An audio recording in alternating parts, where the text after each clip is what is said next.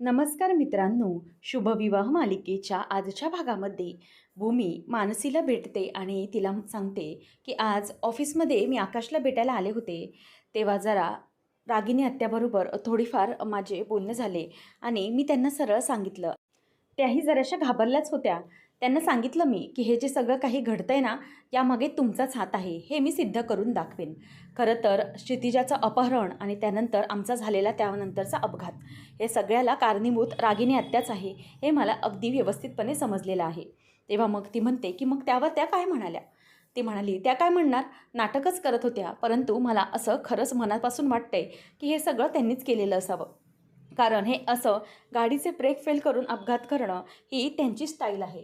हे म्हटल्यावर आता लगेच मानसी म्हणते की हो गं, बरोबर म्हणालीस तू. तेव्हा ती म्हणते की हो, कारण आकाशच्या आईबाबांचा अपघात पण त्यांनी असाच घडवून आणला होता आणि हाही त्यांनीच घडवला असणार. मला माहिती आहे हे कोणाकडून तरी त्यांनी करून घेतलं असणार आणि हा गुन्हा करण्याची त्यांची जुनी स्टाईल आहे, हे मला माहिती आहे. आणि म्हणूनच मला असं वाटतंय की या सगळ्याच्या मागे या त्याच आहेत. मग मनू म्हणते की नक्की कसं करायचं आहे, मग आपण कसं शोधायचं आहे? ती म्हणते की आपल्या बंगल्याचे जे CCTV फुटेज आहेत ना, ते बघावे लागतील. मग ती म्हणते की कसं बघणार? आपले वॉचमॅन काका, त्यांना यातलं फारसं काही कळत नाही. मग भूमी म्हणते की आपल्याकडे जो CCTV मेंटेनन्सवाला आहे ना, त्याच्याकडून आपल्याला फुटेज मिळू शकतं, पण ते कसं? त्यावर मनू म्हणते की ताई, अगं होईल ना, कारण तो मेंटेनन्सवाला हा आपल्या प्रशांतचा मित्रच आहे. मग प्रशांतकडून त्याचा नंबर मिळवून आपल्याला फुटेज घेता येईल. तेव्हा मनूला ती म्हणते की हो गं, मी विसरलेच होते. खरंच प्रशांतचा मित्र आहे ना तो, मग तू त्याला फोन करून ते CCTV फुटेज एका पेनड्राईव्हमध्ये देऊन मला ते दे.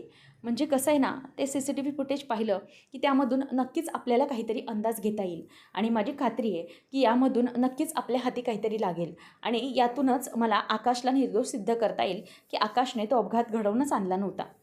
खरं तर हे सगळं जे काही झालं आहे ते रागिनी आत्यांमुळे झालं आहे. मग मनू म्हणते की हो, हे आपल्याला नक्कीच त्यामधून सिद्ध करता येईल. जर ते CCTV फुटेज आपल्यापर्यंत पोचलं ना, मग आपण लवकरात लवकर त्यांना या सगळ्यामध्ये अडकवू शकतो. भूमी म्हणते की हो, कितीही काही झालं तरीही त्या किती नामानिराळ्या राहत असल्या तरीही या मार्गानुसार आपल्याला नक्कीच समजेल की हे सगळं कोणी घडवून आणले. तू एक काम कर, तू प्रशांतला फोन लाव आणि त्याच्या मित्राला फोन करायला सांग आणि यामधून नक्कीच काहीतरी समजेल असं कर. आणि तुला हे सगळं सावधगिरीने केलं पाहिजे बरं का, आत्यांना काहीही कळता कामा नये.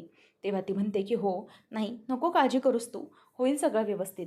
तेव्हा मग ती म्हणते की बरं ठीक आहे, चालेल, बघ सगळं व्यवस्थित कसं जमतं आहे ते आणि तू करशील ना यामध्ये, मला मदत लागेल तुझी. तेव्हा ती म्हणते की हो ताई, तुझ्यासाठी मी तेव्हाही आणि आताही मदत करायला तयार आहेस आणि तू माझी ताई आहेस, त्यामुळे मी तुला मदत करेनच. तेव्हा ती म्हणते की बरं ठीक आहे, चल. क्षितिजा माझी वाट पाहत असेल, ती फार काळ माझ्याशिवाय राहत नाही. ती म्हणते, मग मनू म्हणते की हो, अगं मी पण घरी हेच सांगून आली आहे की मी बड्डे पार्टीला जाते, लगेच येते, त्यामुळे त्यांना संशय यायला नको. लगेच भूमीला ती मिठी मारते आणि म्हणते की चालेल, चल ताई, काळजी घे स्वतःची, कारण तुझ्यात आणि क्षितिजामध्ये कायम माझा जीव अडकलेला असतो, त्यामुळे प्लीज दोघींची काळजी घ्या, असं ती म्हणते. आणि त्यावेळेला भूमी पण आता तिला जरा मिठीत घेते आणि मग दोघीजणी आपापल्या घरी निघून जातात. दुसऱ्या दिवशी सकाळी भूमी ही ज्योतीची पूजा करत असते आणि इथे ओजस घरात असतो आणि क्षितिजा देखील असते, म्हणून ही खरं तर ज्योतीची पूजा करायची असते आणि भूमी अगदी मनापासून ही पूजा पार पाडत असते. त्यावेळेला सुलोचना येते आणि म्हणते की झालं, म्हणजे दुसऱ्यांच्या घरामध्ये येऊन स्वतःचं बरोबर सगळं गारुड करतेस गं तू, आणि ही पूजा करण्याचा तुला अधिकार दिला तरी कोणी? हा अधिकार हा पूजेचा दुसरीकडे नसतोच, हा घरच्या बाईकडे असतो.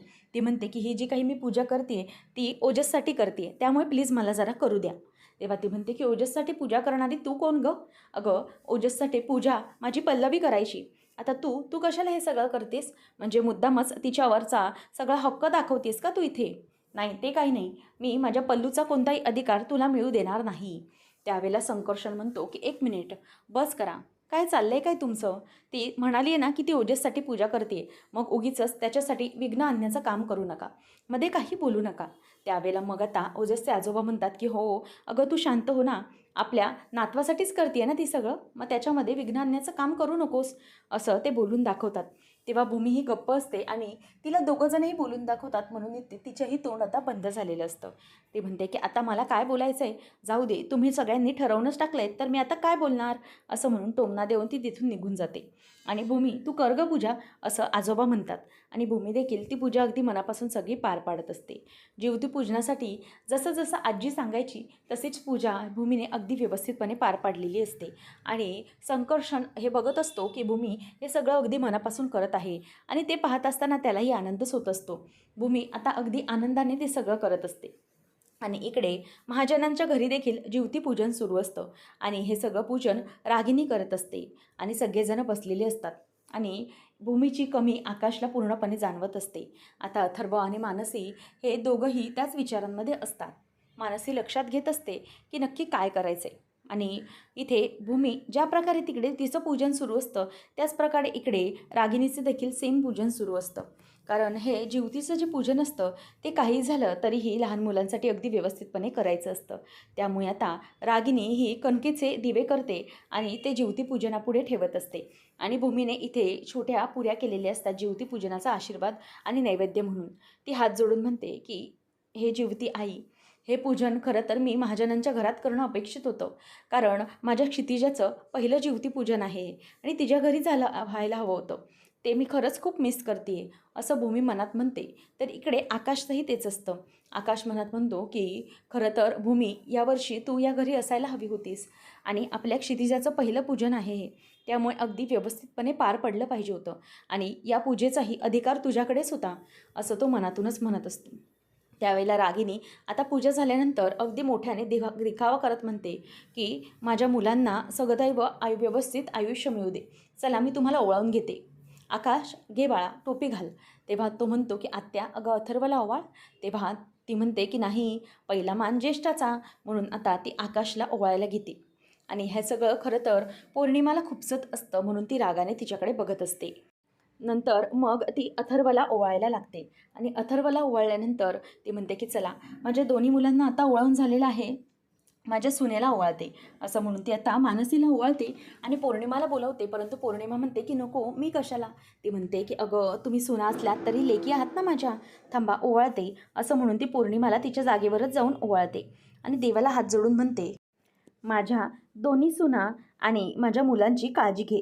माझ्या लेकीच आहेत त्या, जीवती आई, त्यांचं संरक्षण कर, त्यांचं आयुष्य आनंदाने भरभराटीने जगू देते, सगळं व्यवस्थित होऊ दे, माझ्या लेकरांची भरभराट कर, असं म्हटल्याबरोबर तिथे आता पौर्णिमा लगेच बोलून दाखवते. अच्छा, म्हणजे तुम्ही यांच्यासाठी पूजा करू शकता. तुम्ही पूजेमध्ये माझ्या नवऱ्याचं अभिजितचं नाव कसं नाही घेतलं? म्हणजे तुम्हाला माझ्या अभिजितबद्दल काहीच वाटत नाही. ते निघून गेले याचा अर्थ तुम्हाला आता त्यांच्याबद्दल काहीच वाटेनासं झालं आहे. स्वतःच्या मुलासाठी केलीत का तुम्ही कधी पूजा? नाही, माझी तर इच्छाच नाही आहे इथे या पूजेसाठी थांबण्याची, असं म्हणून ती चिडून तडफड करत तिकडून निघून जाते. त्यावेळेला तिचं ते बोलणं ऐकून लगेचच रागिनी म्हणते की अभिजितचा विचार सतत माझ्या डोक्यात असतो, हिला आता मी काय सांगणार. त्याच्यासाठी परमेश्वरासाठी सतत मी मागणी मागत असते. नंतर आकाश बोलून दाखवतो की आत्या, तू भूमीसाठी पण बोल ना, हे सगळं भूमीसाठी पण पूजा कर आणि क्षितिजासाठी पण, त्यांनाही आयुष्य मिळू दे. तेव्हा मग ती मनातच म्हणते, खरं तर माझी ही इच्छाच नाही आहे की तिच्यासाठी पूजन करावं, परंतु मी माझ्या पहिल्या प्लॅनमध्ये यशस्वी झाले. घरातल्या पूजेला मला आता हक्क मिळायला सुरुवात झालेली आहे, त्यामुळे आता हे हक्क हे मीच बजावणार आणि पहिली सुरुवात तर माझी झाली आहे, असं ती बोलून दाखवत असते. त्यावेळेला इथे मानसी ही तिला फोन येतो म्हणून जराशी बाजूला जाते आणि बाहेर येऊन फोन घेते. जो प्रशांतचा मित्र असतो त्याने CCTV फुटेज तयार ठेवलेलं असतं. तेव्हा मनू म्हणते की ठीक आहे, ते दोन्ही CCTV फुटेज तू तयार ठेव, मी जेव्हा तुला फोन करेन तेव्हा तू मला ते भेटून दे. अशा प्रकारे आता रागिनीच्या विरोधात पुरावा शोधण्याचं कारस्थान हे भूमी आणि मानसीचं सुरू झालेलं असतं. तर इकडे भूमी ही पूजन करून नुकतीच उठलेली असते आणि संकर्षण त्या पूजेपाशी बघत असतो. आता त्या पूजेपाशी बघत असताना भूमी त्याच्याकडे जाते आणि म्हणते की काय हो, काय झालं, म्हणजे असं का बघताय तुम्ही? म्हणजे पूजेत काही चूक झाली आहे का, किंवा काही कमी पडलं आहे का? आणि तसं असेल तर सांगा मला, मी बघेन काय करायचं आहे ते. काही अडकलं असेल किंवा काही चुकलं असेल तर सांगा मला, असं भूमी प्रामाणिकपणे त्याला विचारते. तेव्हा तो बघत राहतो आणि म्हणतो की नाही गं, तुझं काही चुकलं नाही आहे, परंतु ना पल्लू पण ही पूजा करायचीच, परंतु एक गोष्ट ती आवर्जून ओजससाठी करायची आणि ओजस त्याची वाट पाहायचा. मग ती विचारते की कोणती, सांगा ना मला. असं म्हटल्यावर आता तो सांगायला सुरुवात करतो. भूमी आणि मानसी आता बाहेर भेटतात आणि मग मानसी म्हणते की ताई, ते दोन्ही पेनड्राईव्ह CCTV फुटेज तू सांगितल्याप्रमाणे मी या पेनड्राईव्हमध्ये भरलेलं आहे. हे घे, आता त्या पेनड्राईव्हमधून नक्की काय होणार आहे हे आपण बघितलं पाहिजे.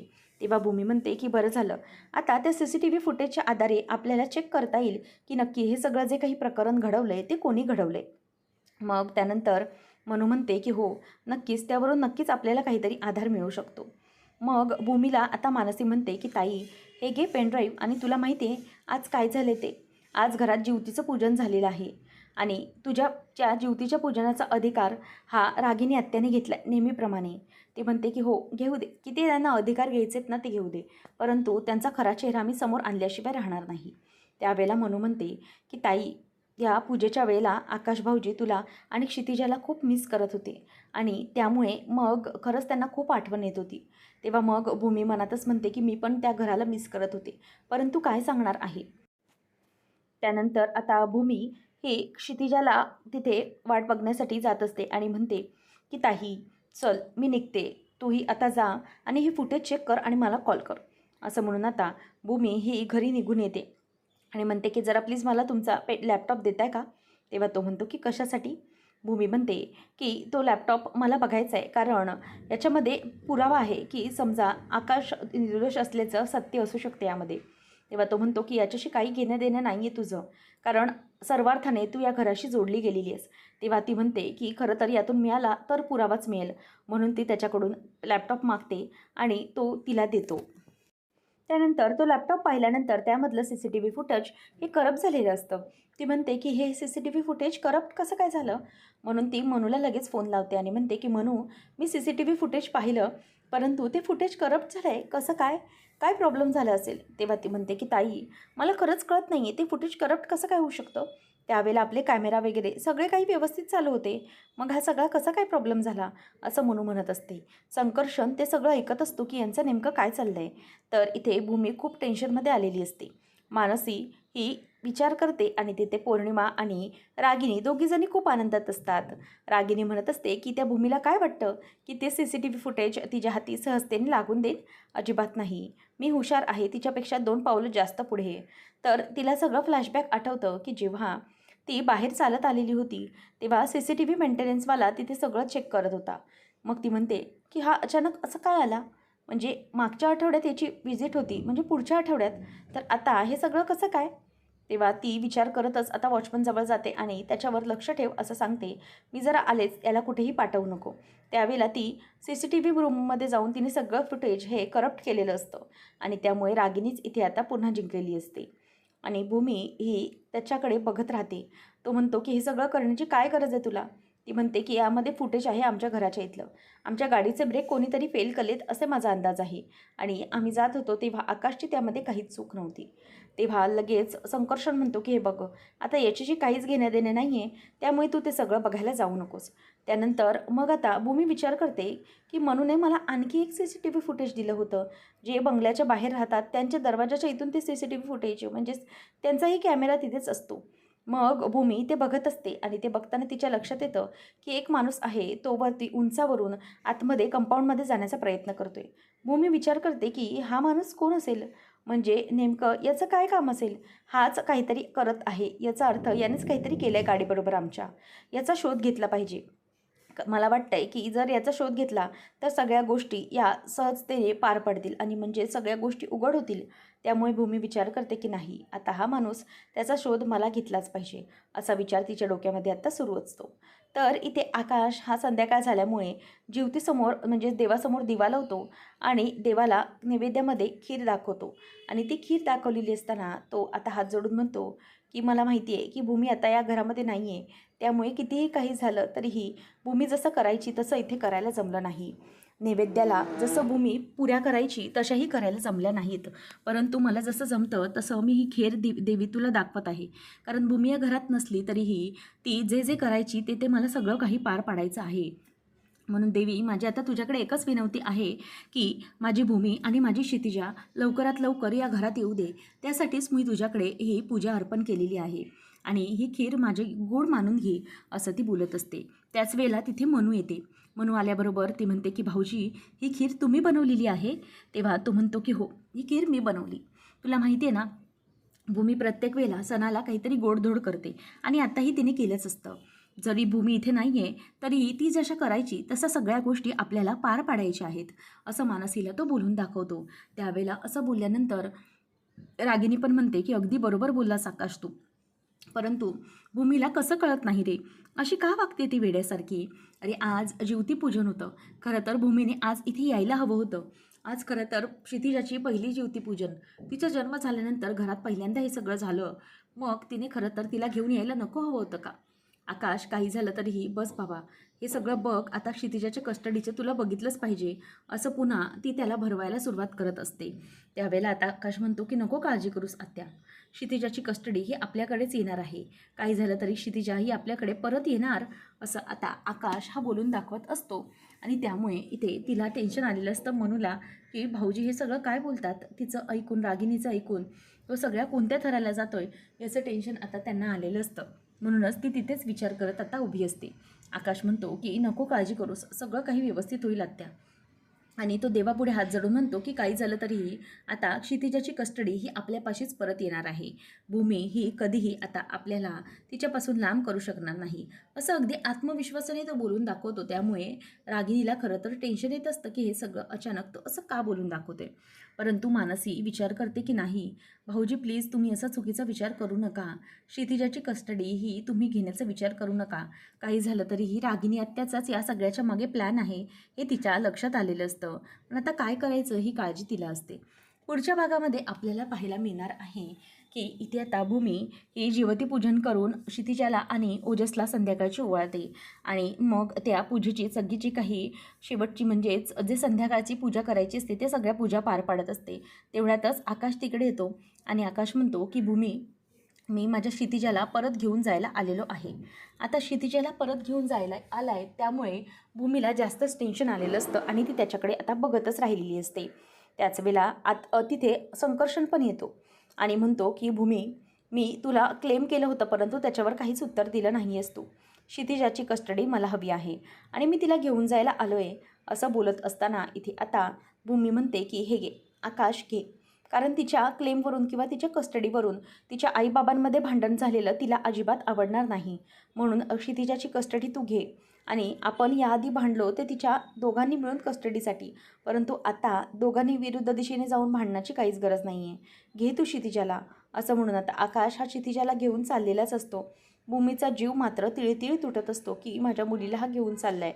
त्यावेळेला आता संकर्षण हा उभा असतो आणि आकाश हा संकर्षणला म्हणतो की डॉक्टर संकर्षण, आता मी माझ्या मुलीला क्षितिजाला घेऊन जात आहे, परंतु एक ना एक दिवस नक्कीच असा येईल ज्यावेळेला मी आता माझ्या क्षितिजाला नेतोय परंतु नंतर तिच्या आईला म्हणजेच भूमीला मी तुमच्या घरून घेऊन जाईन आणि लवकरच तो दिवस येणारच आहे, असं आता आकाश हा भूमीच्या बाबतीत आणि तिच्या बाबतीत मोठा निर्णय घेतो. आणि तो भूमीच्या समोरूनच आणि संकर्षण समोरून आपल्या मुलीला म्हणजे क्षितिजाला घेऊन चाललेला असतो.